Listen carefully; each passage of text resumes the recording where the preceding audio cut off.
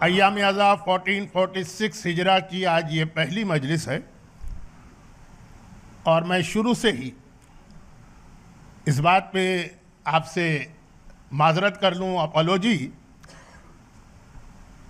कि हर साल पहली मजलिस में दो तीन ऐसी बातें हैं जो मुझे रिपीट करना होती हैं और हो सकता है कि इन्हीं दो तीन बातों के रिपीटेशन में आज की मजलिस का टाइम पूरा हो जाए, लेकिन ये इतने अहम कुछ मैसेजेस हैं जो पहली रात की मजलिस में बयान करना ज़रूरी होते हैं। अय्याम अज़ा, जैसा कि आप अय्याम अज़ा की आखिरी मजलिसों में सुनते हैं, 40 या 40 के बाद की मजलिस में, कि एक मोमिन खाने के बगैर रह सकता है, पानी के बगैर रह सकता है, जिंदगी की हर ज़रूरत छोड़ सकता है, लेकिन अज़ा के बगैर नहीं रह सकता। और मैं अक्सर दलील के तौर पर, भाई ये खाली एक मेरा गेस या अंदाज़ा नहीं है, मैं दलील के तौर पर शहजादी ज़ैनब कुबरा सलामुल्लाह अलैहा का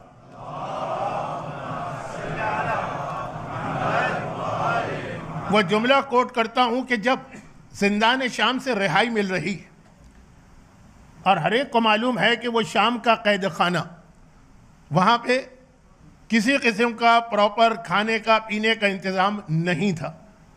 रिवायत आपकी सुनी है और बार बार सुनी है कि शहजादी बैठकर नमाज अदा करती, और जब आका सज्जाद पूछते हैं कि आपने तो शाम गरीबा भी नमाज बैठ के नहीं पढ़ी, आज इस जिंदान शाम में, तो जवाब यही तो था ना कि आने वाली ग़िज़ा या पानी इतना कम है कि मैं अपना हिस्सा भी बच्चों को दे देती। और आज हालत यह है कि अली की ये शेर दिल बेटी नमाज पढ़ने की ताकत भी नहीं है कि खड़े होकर नमाज पढ़ें। तो ये जिंदान शाम है, लेकिन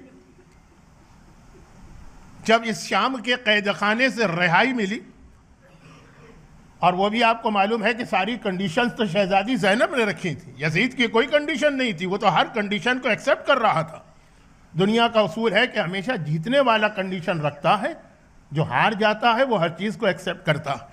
ज़ैनब कुबरा ने जो कंडीशन रखी उसमें एक कंडीशन ये थी, क्या होना चाहिए थी? कंडीशन ये होना चाहिए थी कि इतने दिनों से मेरे बच्चे भूखे हैं, प्यासे, इनके लिए प्रॉपर ग़िज़ा का इंतज़ाम किया जाए। ये कंडीशन नहीं रखी, कहा जब से मैं करबला से चली हूँ अपने भाई का मातम नहीं कर सकी हूँ, मुझे मातम के लिए एक जगह लेके दी जाए।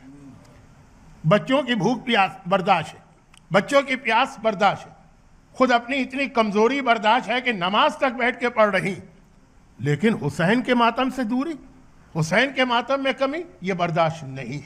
ये खाली ज़ैनब कुबरा का अक़ीदा नहीं है, यह हर मोमिन और मोमिना का क़यामत का अक़ीदा, कि हम हर आराम को, हर लग्जरी को, हर नेसेसिटी को, लग्जरी भी नहीं, खाना और पीना तो ज़रूरत है, इस सब को कम कर सकते हैं, छोड़ भी सकते हैं, लेकिन हुसैन की अज़ा में कभी कमी नहीं आना चाहिए। और ये वो अज़ा है जो हज़रत आदम से लेके वाक़यात आप सुनते हैं, पहली मजलिस में अमूमन उलमा बयान करते हैं, मैं उनकी डिटेल में नहीं जा रहा हूँ। करबला की ज़मीन से हर नबी का गुज़र हुआ। दुनिया में कुछ जगह ऐसी हैं जहाँ से हर नबी को गुज़रना पड़ा। चूँकि मैं अभी अभी हज से वापस आ रहा हूँ, तो थोड़ा आपको वो जो हज से एक तोहफ़ा लोग लेके आते हैं फ्लू का, उसका असर भी आपको नज़र आएगा मेरी आवाज़ और अंदाज में, और फिर मेरी मजालिस में थोड़ा थोड़ा मौजू से हट के कभी कोई हज का जिक्र आ जाएगा। अभी अभी आया हूँ इसलिए। तो एक मिना की मस्जिद खैफ है जिसके बारे में कहा जाता कि वहाँ 70,000 अम्बिया ने नमाज़ें पढ़ी। खाने खुदा तो खैर है वो जगह जहाँ 1,24,000 अम्बिया में से हर नबी ने आके इबादत की, लेकिन करबला वहाँ खुसूसियत के साथ ही है। मक्के में हर नबी आया है लेकिन तवाफ करके गया या नमाज पढ़ के गया। मिना की मस्जिद खैफ में हर नबी आया है और नमाज पढ़ के गया, लेकिन करबला से हर नबी का गुजर हुआ है तो वहाँ पे नमाज नहीं हुई, वहाँ पे मातम हुआ है, हर नबी के बदन से खून जारी हुआ। चाहे वो हज़रत आदम हो जिनके पाँव को ठोकर लगी और खून जारी हुआ, चाहे वो हज़रत नूह है जिनकी कश्ती नजात, जनाब नूह की कश्ती नजात है हर प्रॉब्लम से, लेकिन जब वो करबला पे से गुजरी थी तो किस तरह से वो कश्ती डूबने के करीब हो गई थी। मैं वाक़यात को बयान नहीं करना चाहता, एवरी ईयर आप उसको सुनते किस तरह हजरत इब्राहिम के घोड़े ने ठोकर खाई और वो घोड़े से ज़मीन पे गिरे और पेशानी ज़ख्मी हुई। किस तरह से हजरत इस्माइल के जानवरों ने चरते चरते जब करबला का रुख किया तो पानी तक पीने से इनकार कर दिया। वाक़यात का एक सिलसिला। हजरत सुलेमान हवा में तख्त पे जा रहे हैं और तख्त गिरने के करीब हो गया क्योंकि करबला से गुजर रहे हैं। तो हर नबी करबला से गुजरा, मक्के से गुजरा, इबादत की, इबादत तो मातम भी इबादत है, नमाज पढ़ी, और करबला से गुजरा तो हर एक ने अपने बदन से खून जारी होते देखा और हर एक ने फिर जब खुदा से दरियाफ्त किया कि आखिर ये यहाँ पे अचानक ये मेरे बदन से खून क्यों जारी हुआ, ये एक्सीडेंट क्यों हुआ, ये हादसा क्यों पेश आया, तो मसाइब पढ़े गए। किसने पढ़े? परवरदिगार ने। पहली पर्सनालिटी जिसने आका हुसैन के मसाइब पढ़े वो खुद परवरदिगार आलम, और मातम किया गया। मगर यहां पे एक रिवायत बयान करना जरूरी महसूस हो रही, और वो रिवायत है हमारे चौथे इमाम इमाम ज़ैनुल आबिदीन अलैहिस्सलातु वस्सलाम की।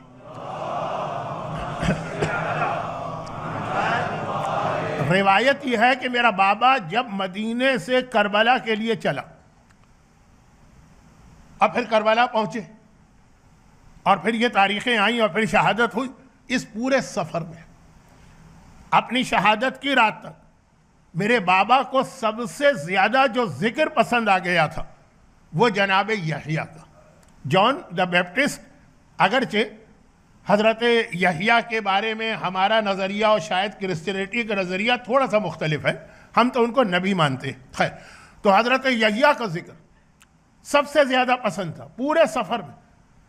वक्तन फ़वक्तन आका हुसैन, हमारी और आपकी ज़िंदगी है ज़िक्र हुसैन। शहजादी ज़ैनब ने बताया कि हम पानी के बगैर रह सकते हैं लेकिन ज़िक्र हुसैन के बगैर नहीं रह सकते हैं, और ख़ुद हुसैन और अपने उस सफ़र में जो करबला का सफ़र है सबसे ज़्यादा हज़रत यहिया का तज़किरा पसंद करते हैं और कहते हैं कि अफसोस इस दुनिया पर, क्योंकि मेरा अपना टॉपिक जो है ना 21st सेंचुरी में इसी दुनिया में रहकर इस्लाम पे कैसे अमल करें। फरमाते हैं कि अफसोस इस दुनिया पर जिसको हासिल करने की खातिर ज़िना की पैदावार एक शख्स ने यहिया जैसे पाक और पाकीज़ा नबी का खून बहाया। क्योंकि जिस इलाके में आप रहते हैं वेस्टर्न कंट्रीज़ में जॉन द बैप्टिस्ट का तज़किरा भी बहुत होता है, वो डांसर का भी तज़किरा बहुत होता है कि जिसने जनाब यहिया का सर मांगा था वो सलूमी वलूमी, इसलिए मैं उधर जा भी नहीं रहा हूँ, वक्त भी नहीं है। तो खुलासा ये कि हम और आप अपनी ज़िंदगी समझ रहे हैं ज़िक्र हुसैन, और आका हुसैन सबसे ज़्यादा इस ज़िक्र को पसंद कर रहे हैं। और इस ज़िक्र के हवाले से एक बात मुझे ये अर्ज़ करना, जो अय्याम अज़ा की पहली तारीख को अच्छी नहीं लगती, खुद मुझे पसंद नहीं, लेकिन इंसान अपने पर्सनल व्यूज़ को इस्लाम तो नहीं बना सकता। मुझे पसंद नहीं लेकिन अल्लाह को पसंद है, उस पर मैं आ रहा हूँ। और वो क्या? कुरान करीम की जिस आयत की तिलावत मैंने आज की मजलिस में की है, और मैं उमूमन पहली मजलिस में यही बातें अर्ज करता हूँ। अच्छा, वो जुमला पूरा कर दूँ, अंबिया। लेकिन अंबिया के बाद फिर मैं एक चीज़ ये भी बता दूँ कि आजकल नया ज़माना है, हर चीज़ में नए नए व्यूज़ पेश किए जा रहे हैं, अपने पर्सनल लाइक्स एंड डिसलाइक्स को इस्लाम बनाया जा रहा। 21st सेंचुरी के अंदर हत्ता आज़ादारी तक बाज़ लोगों को बहुत आउटडेटेड किस्म की चीज़ नज़र आ रही है, और इसके अंदर भी रिफॉर्म करने की कोशिश की जा रही है। खुलकर तो वो नहीं कह सकते कि इसको ख़त्म करो, तो बहुत सारे मुख्तलिफ तरीक़े इख्तियार किए जा रहे हैं। तो उसके अंदर बाज़ औक़ात फ़िक़्ह, मराजे और मुज्तहिदीन को भी शामिल कर दिया जाता कि जिससे किसने कहा कि ये वाजिब है और किसने ये फतवा दिया। तो मैं बहुत इशारे कर रहा हूँ, मुझे खुद बहुत अफसोस हो रहा है कि मेरे पास टाइम नहीं होता। आगा पुरजर्दी की आई साइट का वाक़या हर एक को पता है। ईस्ट अफ्रीका में आगा पुरजर्दी वो मर्जे थे कि जहाँ से सही मानों में तकलीद का इंस्टीट्यूशन कायम हुआ। उससे पहले भी हमारे नेक बुजुर्ग आगा अबुल हसन इस्फहानी की तकलीद कर चुके होंगे, लेकिन जिस अंदाज से सही मानों में जिसे कहा जाए कि तकलीद बहुत ज़्यादा मोमिनीन कराम के घरों में आई, मर्द, औरतें, बच्चे, वो आगा हुसैन बुरोजर्दी का ज़माना था। और आगा बुरोजर्दी का आई साइट का वाक़या कितना मशहूर, और उसका इलाज भी कि किस तरीके से एक अज़ादार के जिस्म की मिट्टी ने उनको वो आई साइट वापस लौटाई कि 90 की एज में भी वो चांद की रोशनी में विदाउट एनी ग्लासेस बारीक से बारीक इबारत पढ़ लेते थे। बहुत इंटरेस्टिंग वाक़या है, लेकिन बहुत मशहूर है। फिर आगा मोहसिन हकीम, ये मैं ज़रा ईस्ट अफ्रीका के अंदर जो तकलीद के स्टेजेस हैं उसके आगे हवाले से बात कर रहा हूँ। आगा मोहसिन हकीम, वो भी वाक़या शायद मैंने ही पहली दफ़ा मिंबर पे पढ़ा था, लेकिन इसके बाद बहुत फेमस हो गया। और वो ये है कि जब किसी ने एतराज़ किया कि क्या चौथे इमाम के बारे में ये रिवायत समझ में आती कि वो करबला पे जब रोते थे तो पानी वाले आंसू नहीं बहाते थे, खून के आंसू उनकी आंख से निकलते थे। तो आगा हकीम ने कहा कि वहां की बात छोड़ो, यहां बैठो। आका अब्बास की हाल का मरसिया एक नोहा खान से शुरू करवाया, रोए और आंखों से बाकायदा खून टपक रहा। और फिर मरहूम आयतुल्लाह खुई, जिनकी तकलीद पे अब तक कुछ लोग बाकी हैं शरई मसले की वजह से, उनका भी बहुत मशहूर वाक़या कि लेडीज़ की एक छोटी सी मजलिस उनके छोटे से घर में हुई, जिसकी वजह से वो इज्तिहाद की जो स्टडी कर रहे थे कि कल मुज्तहिदीन को जो लेसन देना, मर्जे भी रात को पहले स्टडी करता है, इसके बाद फिर जाके दर्स देता। तो ज़रा उसमें डिस्टर्बेंस हुआ और उन्होंने ज़बान से कुछ नहीं कहा, लेकिन चेहरे पे नागवारी के असरात पैदा हुए, अंधे हो गए।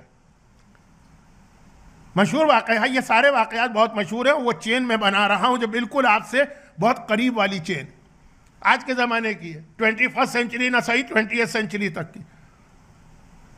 और ये तीनों मराजे वो हैं जिनकी तकलीद आप में से तकरीबन हर एक की फैमिली में हो चुकी, आपके बुजुर्गों ने की।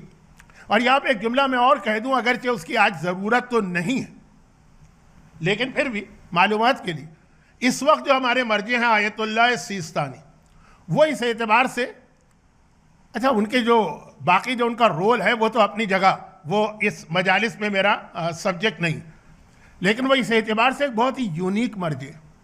जैसे आपके ऑक्सफोर्ड और कैम्ब्रिज दो अलग अलग तालीमी इदारे हैं, हमारे यहाँ एक क़ौम का हौज़ा है, एक नजफ़ का हौज़ा, और आगा सिस्तानी उन मर्जे में से एक है। मैं आम आलिम की बात नहीं कर रहा, मर्जे लेवल का आदमी, वो उमूमन या क़ौम का हौज़ा होता है या नजफ़ के हौज़े से आता है। इनमें दोनों हौज़े जमा हो गए, क्योंकि जब इन्होंने इज्तिहाद की बिल्कुल पहली क्लासेस शुरू की तो आगा बुरोजर्दी के ज़माने में क़ौम में पढ़ रहे थे, और फिर नजफ़ मुंतकिल हुए तो आगा मोहसिन हकीम के भी ख़ास शागिर्द बने और आगा खुई के भी। तो ये तीनों शख्सियतों का आगा सिस्तानी पे बहुत गहरा असर है, चुनांचे उनके भी वाक़यात हैं, लेकिन टाइम नहीं, मैं ज़रा सा ज़्यादा टाइम ले गया इस तमीद में। आगा खुई अंधे हो गए, ज़बान से कुछ भी नहीं कहा, और कल इज्तिहाद इज्तिहाद इज्तिहाद के दर्स की तैयारी कर रहे हैं, थोड़ा सा डिस्टर्बेंस हो रहा। जैसा कि आपने एक उसूल सुना कि बाज़ औक़ात आम आदमियों की बहुत सी गलतियां अल्लाह इग्नोर करता है या नज़रअंदाज करता है, और बड़ों की छोटी सी गलती भी पकड़ ली जाती है, जो अंबिया तक में तरकी औला कहलाती है। लेकिन मैं कहाँ से कहाँ बहक रहा हूँ, वापस आता हूँ। और अगर इनके पास वो एक खुसूसी गिफ्ट नहीं होता जो खुद आगा सिस्तानी कहते हैं कि आजकल तो तुम्हें बहुत कम मिलेगा ही नहीं, खाके शिफा ओरिजिनल खाके शिफा, वो भी वहाबियों ने जो अटैक किया था करबला में, उसके नतीजे में ओरिजिनल खाके शिफा फिर कुछ मराजे के पास आई, जिनमें आगा खुई भी थे, और उनके अपने दामाद आगा मुस्तंबित, जिन्हें सद्दाम ने जहर दे के शहीद किया, वरना हर एक को मालूम था कि आगा खुई के बाद ये मर्जे बनने वाले। अपने फादर इन लॉ से 6 साल पहले उनकी शहादत हुई। खैर, उन्होंने वो खाके शिफा लगाई तो दोबारा आंखों की बीनाई वापस आई। तो ये हमारे मराजी और मुज्तहिदीन जो मानते हैं कि आज़ादारी की अहमियत को समझो, मातम की अहमियत को समझो, आका हुसैन की अजमत को पहचानो, निज़ाम कायनात चल रहा है आका हुसैन की उस कुर्बानी के नतीजे में, तो चाहे वो अंबिया का सिलसिला हो और चाहे ये मुज्तहिदीन और मराजे का, या याम अज़ा के ये जो दिन और रात आपको मिल रहे हैं, ये बहुत बड़ा गिफ्ट आपको मिला हुआ, इसको ज़ाय ना होने दें। और उस हवाले से बात कि आका हुसैन जनाब यहिया का जिक्र बहुत पसंद कर रहे हैं, और कुरान करीम ने जनाब यहिया मैं अरबी ही नाम लेना पसंद करता हूं, जॉन नहीं कहना चाहता, कुरान में भी यही नाम आया। जनाब यहिया के हवाले से मुहर्रम की पहली तारीख के लिए ख़ास लफ्ज़ इस्तेमाल किया। सूरह मरियम की जिस आयत की मैंने तिलावत की है, यह माह मुहर्रम, बिस्मिल्लाहिर्रहमानिर्रहीम, काफ हा या ऐन साद। आपको मालूम है कि ये जो हुरूफ मुक़त्तआत हैं, इनकी दो तफसीरें हमारे पास आई और दोनों सही। एक में यह है कि इससे करबला की तरफ इशारा, और एक में यह है कि यह अल्लाह के नाम, काफ भी, हा भी, या भी, ऐन भी, साद भी। अभी अभी मसलन लेस देन 1 मंथ अराफात के मैदान में हम लोग जो दुआए अराफात पढ़ते हैं रात के वक्त, शब अराफा, उसमें हम कहते हैं या काफ हा या ऐन साद, अल्लाह को मुखातिब करते हैं, या अल्लाह, या काफ हा या ऐन साद, ऐ वो जो काफ और हा और या और ऐन और साद। तो ये अल्लाह के नाम भी और ये करबला का वाकया भी। जिक्र रहमत रब का अब्दहु ज़करिया, याद करो अपने रब की उस रहमत को जो उसने अपने बंदे ज़करिया पर नाजिल की। रैयान इब्न शबीब बहुत ही मशहूर रावी हैं इस एतबार से कि हमारे पास आज़ादारी के हवाले से जो एक बहुत ही अहम हदीस आई है, 8वें इमाम इमाम अली रिज़ा अलैहिस्सलातु वस्सलाम के हवाले से। बहुत ही एक अहम हदीस है रैयान इब्न शबीब के हवाले से, जो 8वें इमाम से रिवायत नकल करते हैं अय्याम अज़ा के बारे में। लेकिन इस वक्त वो हदीस मेरा मौजू नहीं है। वो कहते हैं कि मैं इमाम की खिदमत में एक दफ़ा गया, इमाम ने मुझसे सवाल किया कि यार रैयान, क्या तुम आज रोज़े से हो? मैंने कहा नहीं मौला, मेरा तो रोज़ा नहीं है, कोई ऐसी तारीख भी जहन में नहीं आ रही। इमाम ने कहा क्या तुम्हें नहीं पता कि आज का रोज़ा कितना अहम रोज़ा होता, जिसे परवरदिगार ने कुरान करीम में लफ्ज़ रहमत से याद किया? रैयान कहते मौला मैं नहीं समझा, ज़रा तफसील बयान करें। फिर इमाम ने यही आयतें तिलावत की हैं जिसकी जानिब मैं आपको ले जा रहा हूँ। जिक्र रहमत रब का अब्दहु ज़करिया, याद करो वो ख़ास रहमत जो अल्लाह ने अपने बंदे जनाब ज़करिया पे नाजिल की। यहाँ रुक जाऊँ, एक जुमला अपने ज़रा मौजू से ज़रा सा हटके कहूँ, एक जुमला और फिर वापस आऊँ। 21st सेंचुरी में इस्लाम पर कैसे प्रैक्टिस करें, ये बात तो अभी 9 मजलिसों में आएगी।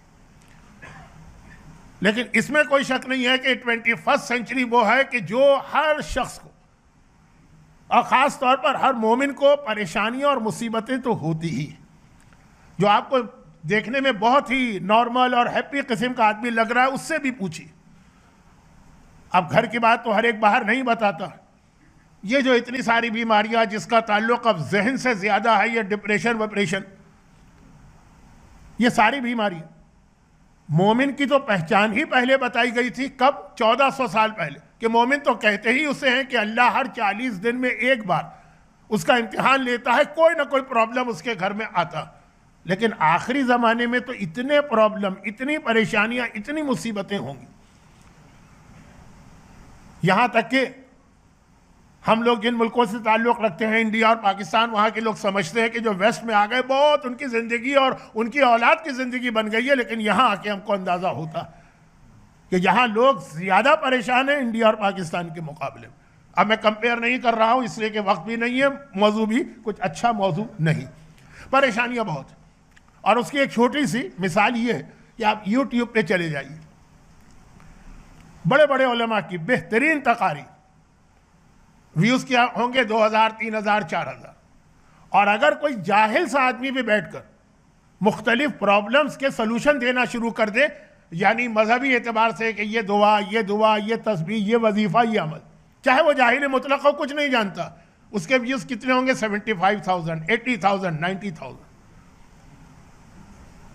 और चाहे वो अपने किसी भी दुआ या वजीफ़े की कोई ऑथेंटिक कोई सोर्स पेश भी ना कर सके कि किस इमाम ने ये कहा है कि इस तरह से कहो। लेकिन हर आदमी इतना परेशान है ना, जो अरबी का एक मुहावरा है कि अलगरीक यस्बसु बिल हशीश, या उर्दू में कहते हैं डूबने वाला आदमी तो तिनके को भी पकड़ लेता कि शायद इसी से मैं बच निकलूं। तो अब जहां भी होता है कि ये फला प्रॉब्लम की ये दुआ है, फला प्रॉब्लम का ये वजीफा, इमाम ने बताया है नहीं बताया है, किसी मर्जी ने कहा है नहीं कहा है, किसी आरिफ बिल्ला ने कहा है कि नहीं कहा है, नहीं, बस ये है कि ये करो। और फिर तो अब बड़े बड़े दावे होते, मोजिज़ा हो जाएगा और अब हमारी गर्दन पकड़ लेना अगर तुम्हारा प्रॉब्लम सॉल्व ना। और ये अब वो देखें, बड़ी बड़ी वाजिबात की भी कोई स्पीच होगी तो 2000 व्यूज, 3000, वहाँ के 75,000। ये क्यों? हर आदमी परेशान। इस एतबार से ये अब मैं बात को वापस वहीं लाता हूं जहां रोका था, वापस आ जाइए। इमाम ने कहा तुम्हें पता है तुमने रोजा नहीं रखा, आज कौन सी तारीख है? कहा मौला हाँ, यकम मुहर्रम, पहली मुहर्रम। कहा यह खास वो दिन है जिस दिन हजरत यहया ने वो दुआ मांगी थी जिसे कुरान ने कहा कि रहमत, जिक्र रहमत रब्बे का अब्दहू ज़करिया, याद करो अल्लाह ने अपने बंदे पर एक रहमत नाजिल की। वो क्या थी? वो तो फिर बाकी वाकया तो मशहूर है कि कहा कि है खुदा इज़नादा रब्बहू निदान खफिया। यहाँ पर एक बहुत बड़ी बहस है उलमा में। याद करो कि जब उन्होंने अपने रब को आहिस्ता से पुकारा, दुआ जोर से मांगना बेहतर है, बावाज़ बुलंद, लाउडली, ये बहुत विस्पर के अंदाज में, खामोशी के साथ। जो उलमा ये कहते हैं कि दुआ को हमेशा आहिस्ता मांगना चाहिए, आपके बराबर वाले को भी पता ना चले कि आप क्या दुआ मांग रहे हैं। वो कुरान की इसी आयत को कोट करते कि याद करो कि जब ज़करिया ने आहिस्ता से दुआ मांगी तो अल्लाह ने उन पर अपनी रहमत नाजिल की। अच्छा, बाज़ उलमा इसका एक और जवाब देते कि नहीं, यहाँ पे कुरान ये नहीं कह रहा है कि दुआ आहिस्ता मांगना बेहतर है। ज़करिया ने आहिस्ता दुआ मांगी थी क्योंकि एक ऐसी दुआ मांग रहे थे कि उनको पता था कि ये लोग सुनेंगे तो मेरा मजाक उड़ाएंगे। बूढ़े हो चुके, बीवी भी उस एज में आ चुकी है कि औलाद नहीं हो सकती, और फिर कह रहे हैं कि मुझे एक बेटा चाहिए। लोग कहेंगे बड़े मियाँ, आम आदमी की बात कर रहा हूँ, 90 साल की हो गया, कब्र में पाँव लटका बैठे हो और अब कह रहे हो कि तुम्हें एक बेटा चाहिए। तो इसलिए कि लोग मजाक ना उड़ाएं, इसलिए उन्होंने आहिस्ता से दुआ मांगी। अब बहरहाल ये हर दुआ का उसूल है कि ख़ास ऐसी दुआएं कि जो लोग सुनेंगे तो मजाक उड़ाएं, उसको एक तरफ रखिए। मेरा अपना मौजू कहाँ से कहाँ जा रहा है। इमाम ने फरमाया कि वो पहली मुहर्रम को हजरत ज़करिया ने दुआ मांगी तो खुदा ने कहा कि हमने अपनी रहमत नाजिल की। पहली मुहर्रम को जो आदमी रोजा रखकर दुआ मांगेगा, अल्लाह का वादा है कि हमारी खास रहमत उस पर नाजिल होती है। अच्छा, अब आजकल तो इंग्लैंड में रोजे इतने बड़े हैं कि शायद रमजान के वाजिब रोजे भी होते, तो बहुत से लोगों की हिम्मत टूट जाती, रोजे रखें ना रखें, मोमिन रख तो लेता लेकिन बड़ा मुश्किल लग रहा होता। फिर कोई ना कोई तरीका ढूंढ लेते कि 4 बजे रोज़ा तोड़ा जा सकता है या 5 बजे रोज़ा ख़त्म किया जा सकता है, बहुत सारे तरीके होते हैं। तो खुलासा ये कि इसमें सुन्नत रोज़े की बात करना ये टू मच है। लेकिन वही मसला कि अगर रोज़ा ना रख सके तो रोज़े के बाद दुआ।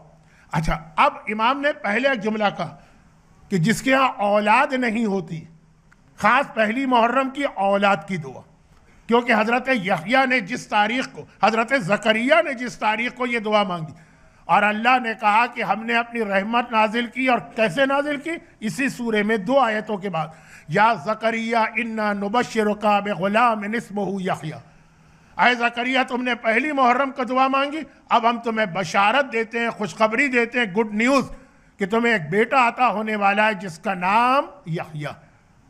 क्योंकि इसके बाद वाली आयत पढ़ना ज़रूरी है ताकि जो नेक्स्ट पॉइंट होगा वो समझ में आए। नुबश्शिरुका बिग़ुलाम, एक बेटा, इस्मुहु यहया, जिसका नाम यहया है, लम नजअल मिन क़ब्ल समिय्या, इससे पहले ये नाम हमने किसी का नहीं रखा। अब यहाँ देखिए, अभी ठहरिएगा, एक हदीस आ रही है जिसमें इमाम फरमाते हैं कि अल्लाह ने हज़रत यहया के लिए इस आयत में 2 वादे किए। नंबर 1, हम वो नाम दे रहे हैं यहया को जिससे पहले किसी को नहीं मिला। नंबर 2, और ये नाम हम रख रहे हैं, लम नजअल, हमने इससे पहले ऐसा नाम किसी का नहीं रखा। 2 बातें। फिर इमाम ने कहा यही हमारे दादा हुसैन का मसला था। जब मेरे दादा हुसैन पैदा हुए, ये नाम अल्लाह ने आसमान से हुसैन के लिए भिजवाया था, इससे पहले हुसैन का नाम किसी का नहीं था, तो हुसैन का नाम भी सबसे पहले रखा गया और वो अल्लाह की तरफ से आया। जैसे यहया का नाम कुरान में आया, ये हमने रखा है और इससे पहले ये नाम किसी का नहीं रखा गया। फिर इमाम ने आगे तशरीह की कि हज़रत यहया और आका हुसैन में कितनी चीज़ें सिमिलर।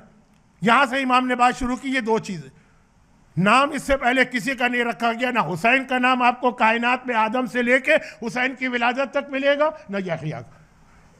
और नंबर दो, नाम अल्लाह ने रखा है, ये नाम ना बाप ने रखा है, ना नाना ने रखा, ना माँ ने रखा, ना खानदान की किसी फर्द ने। दो, फिर इमाम ने तीसरा जुमला इरशाद फरमाया कि हजरत यहया भी वो कि जिनका प्रेगनेंसी का टाइम 6 महीने था, और आका हुसैन के लिए भी 6 महीने।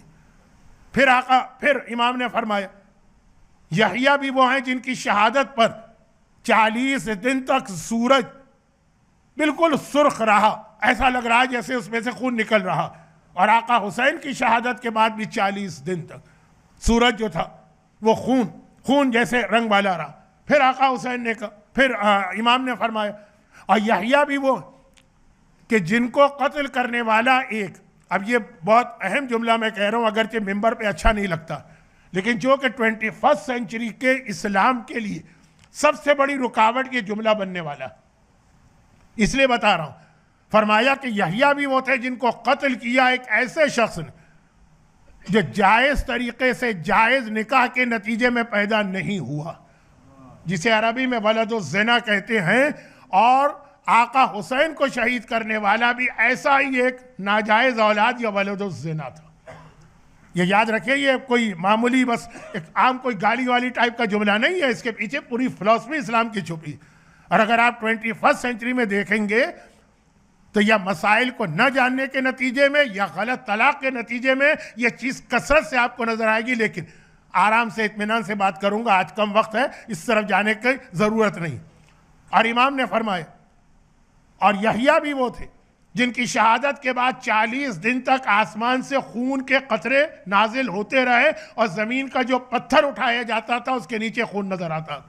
और आका हुसैन भी वो हैं कि जिनके बाद 40 दिन तक, वो सूरह दुखान में एक इशारा भी, आसमान से खून की बारिश हुई और ज़मीन से खून उबला, जो जनाब नूह के तूफान में दो चीज़ें थी, आसमान से पानी और उस बुढ़िया औरत के तंदूर से पानी। गर्जी कि इमाम मासूम जनाब यहया और आका हुसैन की सिमिलर बातें बयान कर रहे हैं, उसमें एक बात और आती, 7वीं बात, 7th, और ये जनाब यहया के लिए नहीं है, ये उनके वालिद के लिए। इसको गौर से सुनिएगा, ये हर मोमिन का जज्बा होना चाहिए।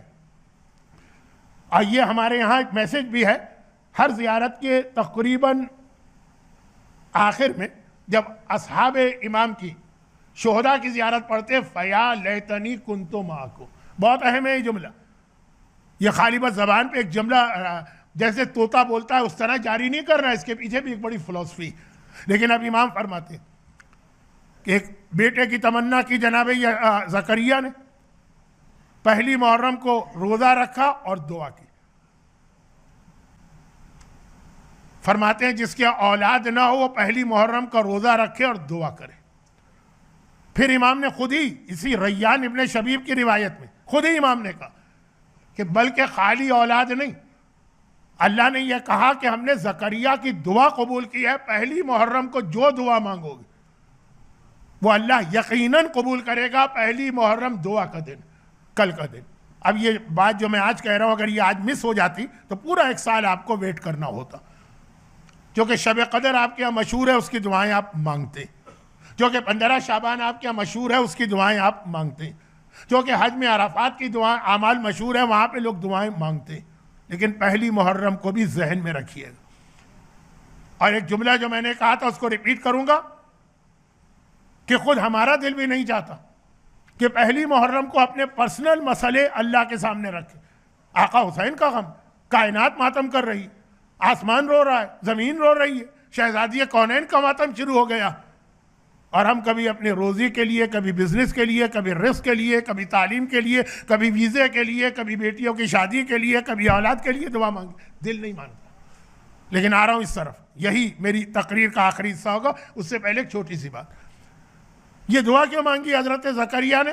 कुरान ने बज़ाहिर कहा कि उन्होंने कहा कि मुझे अपना एक वारिस चाहिए। इमाम फरमाते नहीं, इसकी एक और वजह, और बहुत अहम वजह, वो ये है कि जनाब ज़करिया को अल्लाह ने पंजतन के नाम बताए थे, हर नबी को बताए गए। आदम की तो तौबा ही कबूल हुई है इन्हीं नामों से।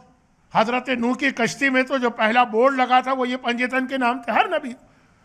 जनाब ज़करिया, अच्छा इनके ऊपर बाद में बहुत मजालिम हुए, जिस तरह इनको आरे से काट के 2 टुकड़े किया गया। हलब की ज़ियारत जिन्होंने की थी उनको मालूम है, लेकिन इतनी सारी बातें मैं अगर छेड़ दूंगा तो फिर कोई बात भी कंप्लीट नहीं होगी, छोड़ दीजिए। जनाब ज़करिया ने बड़े मसाइब बर्दाश्त करके शहादत को हासिल किया, बॉडी के 2 टुकड़े किए गए।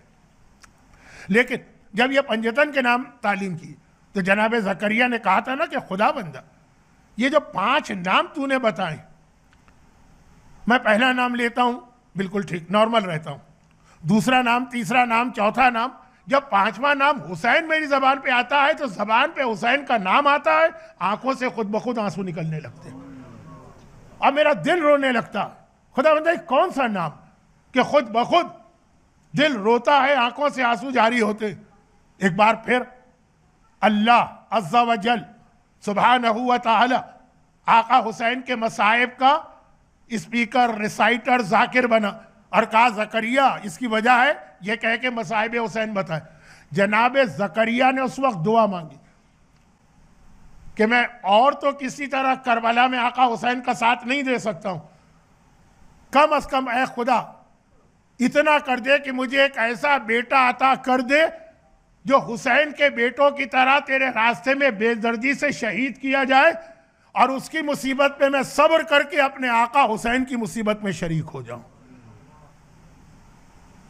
अब जैसे आशूरे के दिन आप लोग फाका करते हैं ना, वो क्यों करते हैं कि आका हुसैन और उनके बच्चे उस दिन भूखे और प्यासे थे।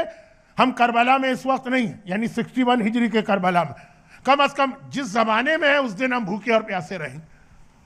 यहिया ने कहा, ज़करिया ने कहा कि वो हुसैन मारे जाएंगे, मैं चाहता हूं मेरा एक बेटा भी मारा जाए ताकि हुसैन के गम में थोड़ा सा शेयर मेरा आ जाए। बस ये जहन में रखिएगा जुमला। नबी तक की ये ख्वाहिश है कि आका हुसैन के जिहाद में उसका कोई शेयर हो। अय्याम अज़ा हमें मैसेज देते हैं कि शुरू हो गई अय्याम अज़ा, हुसैन का मातम, उसकी फजीलत आपने सुनी, कुछ वाकयात जो आपने सारी ज़िंदगी सुने हैं मैंने सिर्फ रिमाइंडर के तौर पे रिपीट किए। लेकिन असर आखिरी इस पॉइंट पर आइए कि ये सोचिए कि ये अय्याम अज़ा आ गए, इसमें आका हुसैन के जिहाद में हमारा शेयर क्या होगा। और जनाब कासिम की तरह सोचिएगा, यानी मर्द भी सोचे, औरतें भी सोचे, बूढ़े भी सोचे, जवान भी सोचे, बच्चे भी सोचे कि कल के जिहाद में हमारा शेयर क्या होना चाहिए। कल के जिहाद से मेरी मुराद जनाब कासिम का जुमला था। और यही इंशाअल्लाह 21st सेंचुरी में अगर हम दीन पे अमल कर पाए तो ये आका हुसैन के जिहाद में हमारा सबसे बड़ा शेयर होने वाला है। लेकिन उस तक जाने से पहले ये बात कंप्लीट कर दूं। जनाब ज़करिया ने पहली मुहर्रम को रोज़ा रखा और दुआ मांगी। अब अगर रोज़ा नहीं रख सकते यहाँ के हालात में, यानी हालात से मतलब ये कि इतना लंबा रोज़ा है, इतना बड़ा रोज़ा है, वेदर भी समर का है, तो दुआ को मिस ना करना। यह ख़ास दुआ है इस पहली मुहर्रम की, जिस पहली मुहर्रम को खुदा ने रहमत रब कहा। जिक्र रहमत रब्बिक, अपने रब की इस रहमत को याद करो। और यहाँ वो आखिरी बात मैं बयान करूँ जिसके अंदर आखिरी बात के आखिर में एक हदीस आई जो आज मैं कंप्लीट नहीं कर पाऊंगा, ये कल कंप्लीट होगी। और वो ये कि जैसा कि मैंने कहा कि हमारा क्या दिल चाहता कि हम अपने पर्सनल प्रॉब्लम उस वक्त अहले बैत के ज़रिए से अल्लाह की बारगाह में पेश करें जब शहजादी फातिमा ज़हरा सफ़े अज़ा बिछा के अपने लाल का मातम कर रही नहीं। लेकिन आपको पता है कि आमाल आशूरा की दुआ अलक़मा भी हमारी कितनी हाजतें हैं। आशूर के दिन, आज तो फिर भी अभी कल पहली मुहर्रम होगी, 1 मुहर्रम, जब आका हुसैन अभी करबला पहुंचे भी नहीं, 2 को पहुंचे हैं ना, आशूर तक के दिन। क्यों? ये अहले बैत की सीरत का एक बहुत अहम हिस्सा। अहले बैत जवाद हैं, अहले बैत करीम है। दुआ इफ्तिताह में अल्लाह के लिए भी इस्तेमाल हुआ है ना ये लफ्ज़ जवादुन करीम।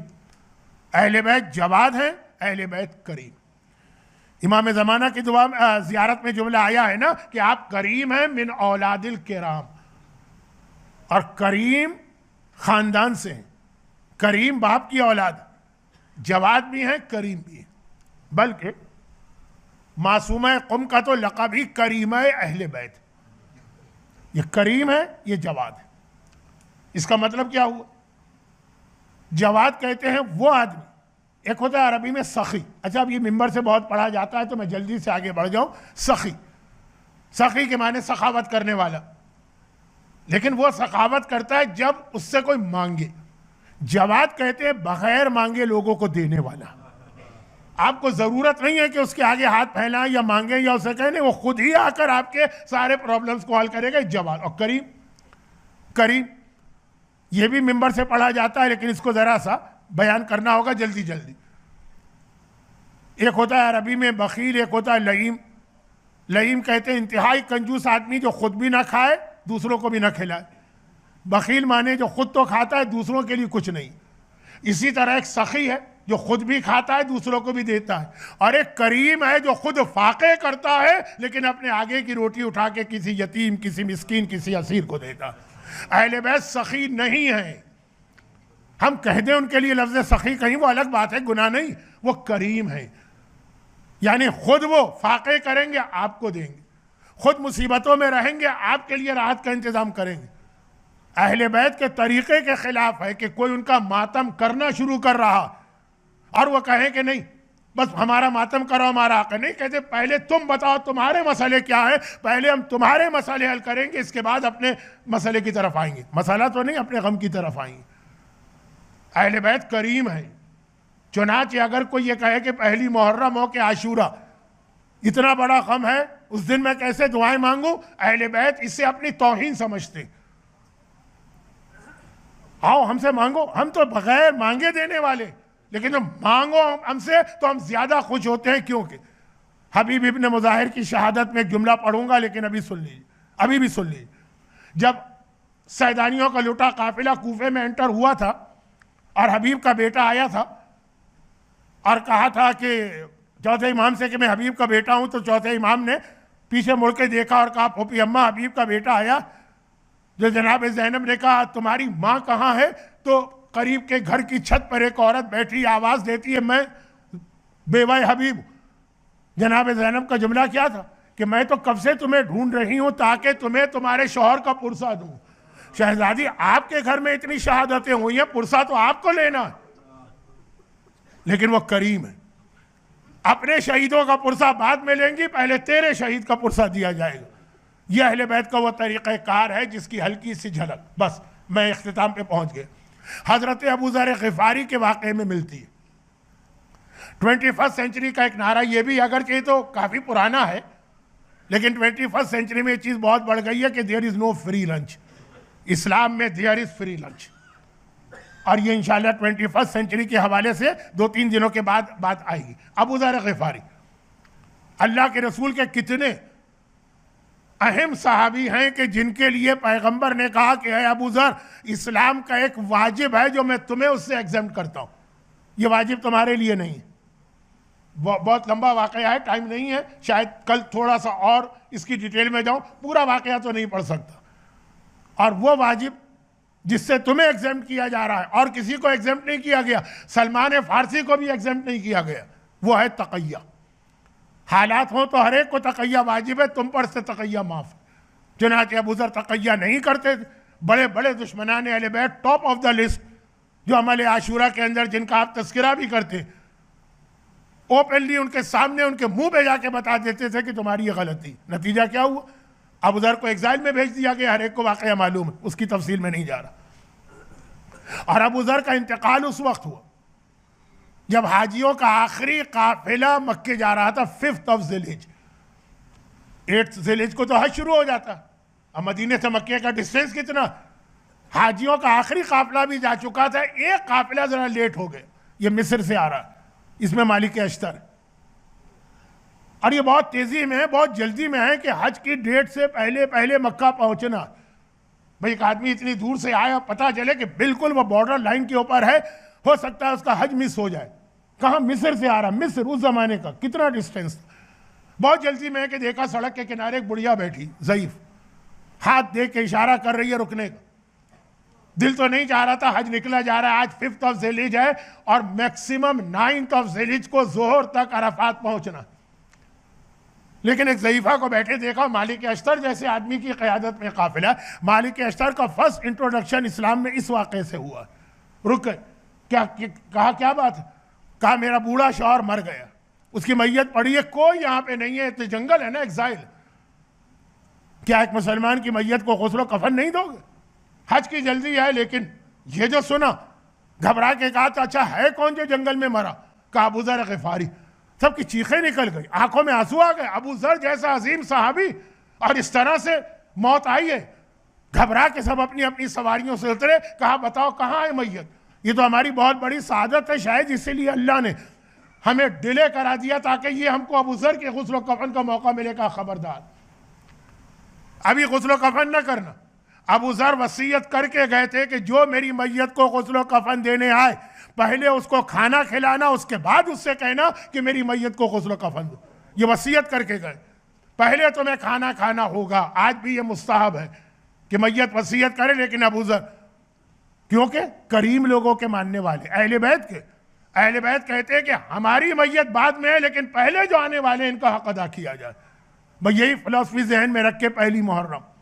और फिर अबू ज़र की एक बहुत अहम हदीस आती है, लेकिन कल ये पहली मुहर्रम, ये हदीस जहन में रख के कि अहले बैत करीम इब्ने करीम इब्ने करीम है। वो कहते हैं कि हमारा हक बाद में अदा करो, पहले हम चाहते हैं कि तुम्हारी मदद करें। अपनी जितनी भी ऐसी प्रॉब्लम्स हैं, कल वर्किंग डे है, शायद टाइम ना मिले तो आज की रात मिस ना कीजिएगा।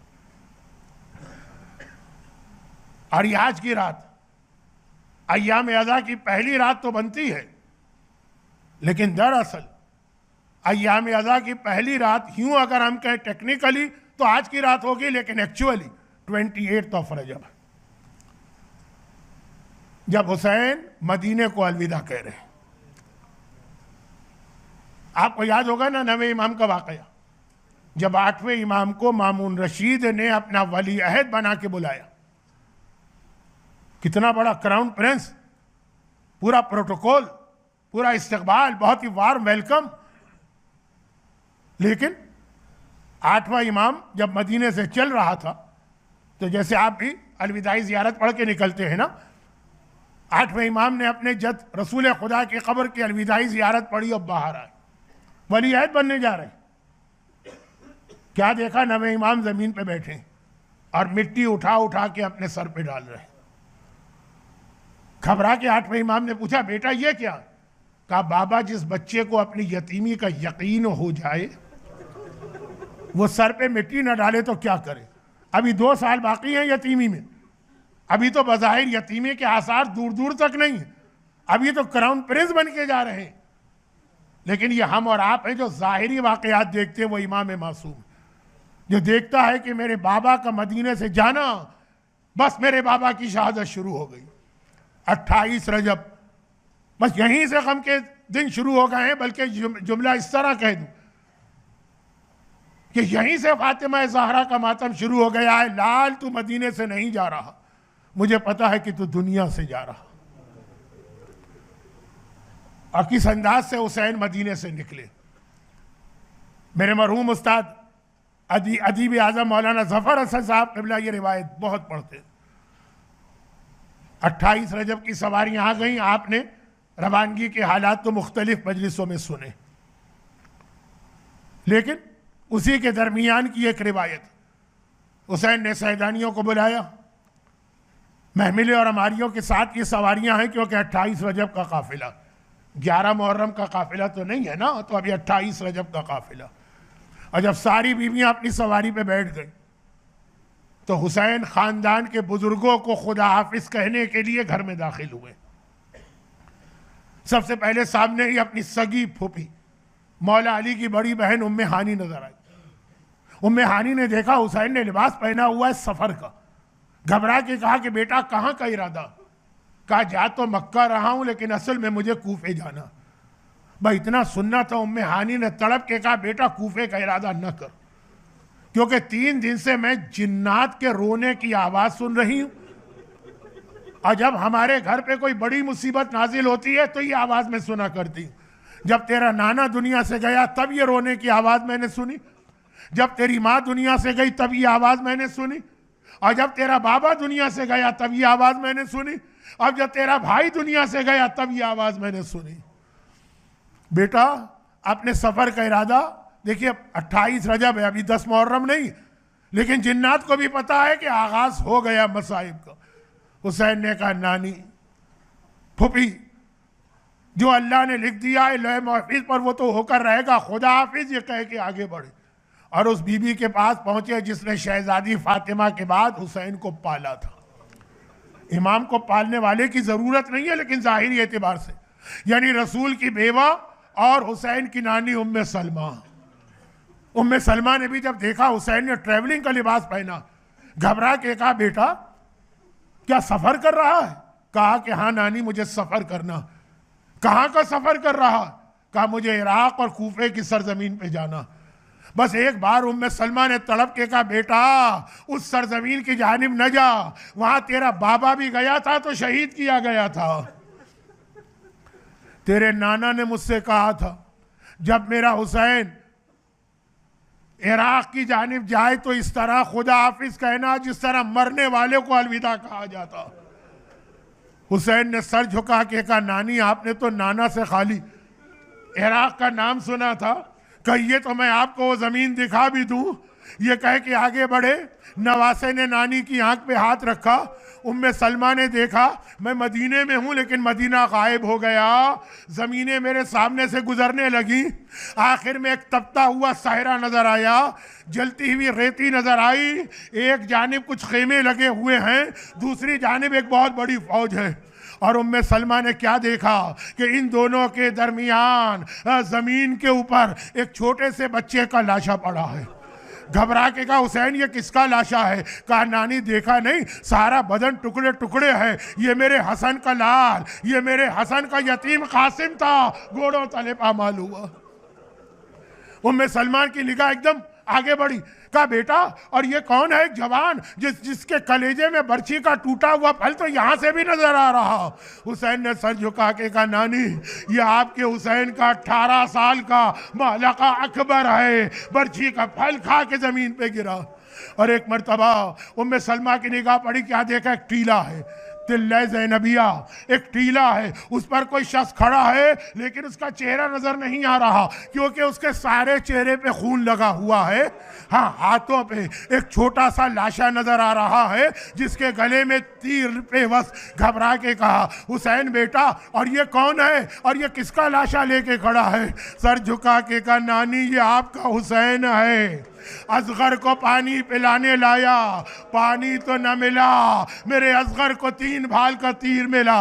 और आखिर में उम्मे सलमा की निगाह पड़ी, क्या देखा? एक बीबी है बेचैनी और बेकरारी से कभी खेमे से बाहर आती है, कभी खेमे के अंदर जाती है, कभी मैदान का रुख करती है, कभी मदीने का रुख करती है। तड़प के कहा बेटी और ये बेटा ये कौन है? कहा नानी आपने नहीं पहचाना?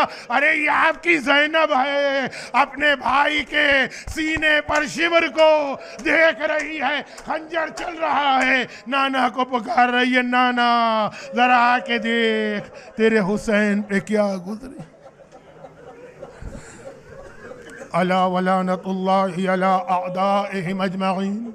परवरदिगारा इन मोमिनीन और इसी तरह मोमिनात के इस गिरिए का वास्ता इनको और इनके घर वालों को और इनकी औलादों को और इनके रिस्क के ज़राए को दुनिया और आखिरत की हर मुसीबत व परेशानी से महफूज फरमा। लेकिन गमे हुसैन हमें सारी ज़िंदगी बल्कि मरने के बाद बल्कि जन्नत में भी अता फरमा। खुदावंदा सफ़े अज़ा पर बैठने वाले और करीम इब्ने करीम की सफ़े अज़ा पर बैठने वालों की सारी हाजतों को पूरा फरमा। हमारे तमाम मरहूमीन की मग़फ़िरत फरमा, बीमारों को शिफाए कामिला अता फरमा। दुनिया भर में जहाँ जहाँ मज़लूम मोमिनीन, मुसलमान और आम मजलूम इंसान है उनकी जान, माल और इज़्ज़त को जालिमों के शर से महफूज फरमा और इन मजालिम के इंतकाम के लिए इमाम ज़माना के ज़हूर में ताजील फरमा।